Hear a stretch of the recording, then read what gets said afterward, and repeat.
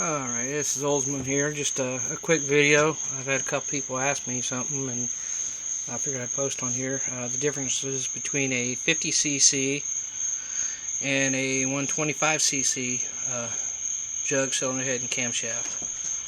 125 camshaft, they have this little ring in here, whereas the 50cc don't. I'll put them side by side there, and you can see the difference in the ring. Camshafts won't work. They're not interchangeable from the stock setup that I have. Camshafts out of the way. Show you the other part here. Okay.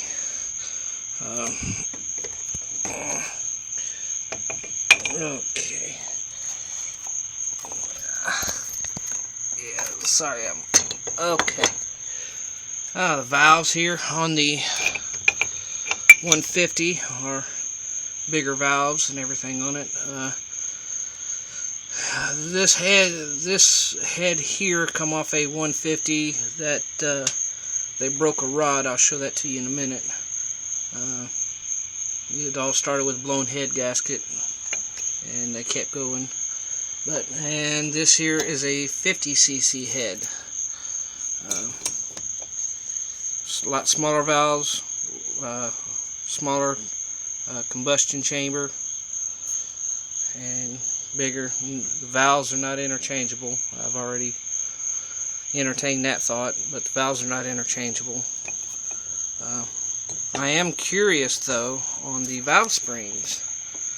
If somebody knows, they can let me know if the valve springs on the 150 are stronger than the valve springs on a 50. If they appear to be about the same, but I'm just curious if the springs will be a little stiffer. I know sometimes these things run up to 11,000 RPM, and my issues with valve float. Anyway, on the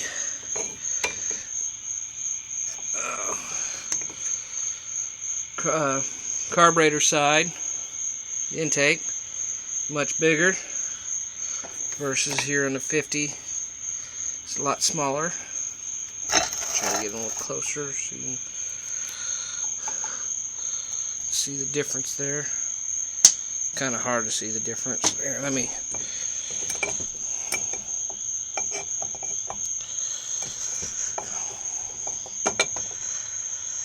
Let's see. There, you can see the difference. Much bigger. I think the 150 I think is like an 18 millimeter or something like that. I'm not. Don't hold me certain on that, but anyway, that's the difference in the heads there. The jugs, well, you can clearly see the difference there. That's not rocket scientist on that. There's just, no comparison. I was hoping I had a B block where I could use the 150 here on mine, and I was going to get another jug, because this one here, like I said, when the rod broke, it tore things up. So there's 50, part of your jug actually goes down in there. That one's completely broke. There is your piston, 150. There is your piston, 50. Set them side by side. Any questions? None. That is a big difference. I'm in the process right now of, I've done taking my piston. I done had it all micro polished. Got it real clean, smooth and everything. The head, it's hard to see. I got a little bit of wear pattern up there, Not a lot, but I went ahead and I've rehoned this here with fine grit brake honing tool that's sitting. There it is. There I used a brake hone, and that's what I use to hone them out with. And then, if they're real bad or something like that, and I've got another one here that's got the medium grit. I use medium grit. I don't like this one because it's only a 2-prong. I don't like it because I don't think it sits in the bore like it should. Like I said, this is just a rough deglazer is what I use this one for. But I didn't use it on that head there because it was in good shape. There was absolutely no scratches or anything. This 50 only had 641 miles on it. Yeah, the case looks a little, a little dirty, but that's Florida. This is the original tire that was on it. The reason I pulled this one apart, like I said, is to decarbon it. I'm going to, on the head, set the jug out of my way here. On the head, what I'm going to end up doing is, first thing is I'm going to get the piston put back in. I'm going to get the jug back on there, make sure it's seated all the way, new gasket. I'm going to take a little bit of clay. I'm basically going to do a mock-up. I'm going to clay and see what kind of difference, what kind of area I have. I may mill this down a little bit. Try to do a poor man's, performance basically on the cheap. I'm also going to smooth up the exhaust runner a little bit.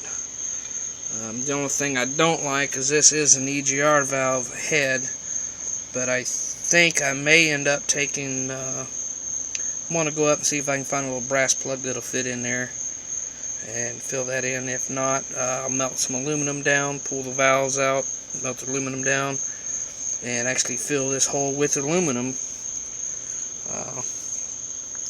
The intake, I'm going to clean the intake side up just a little bit. Just kind of make it a little smoother, open it up just a little bit. I read where they say that the intake side should be the same, for optimum flow, should be the same size as the valve. That I'm not 100% sure, but I'm not going by that. I'm going by my old, race car, the way I used to do my race cars. So I'm going to, kind of polish that up a little bit. Mill this down if I have the room. And then on the upper part here, I'm not going to do anything on here. The only thing I'm going to do is just make sure it's true. Which with 650 miles, this thing, I'm pretty sure it is, but I'm gonna do that and make sure before I do my mock-up. I'm gonna make sure this side is true. This side over here, it's hard to do anything with this side here, but this is my mating side, this is my pressure side, so I want to make sure this side is true. And also, a lot of people say, well, what's the difference? Well, I'll just, I'll